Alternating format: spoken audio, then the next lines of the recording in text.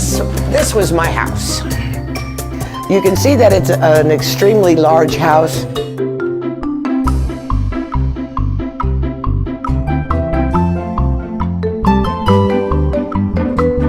One night they threw up in my ear, and that was when I moved.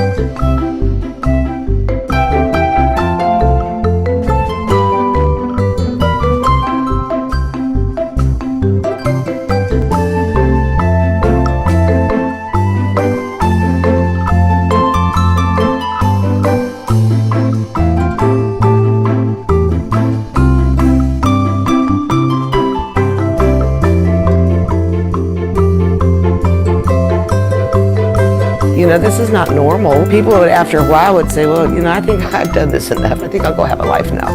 I think I'll go travel. Nope, not me.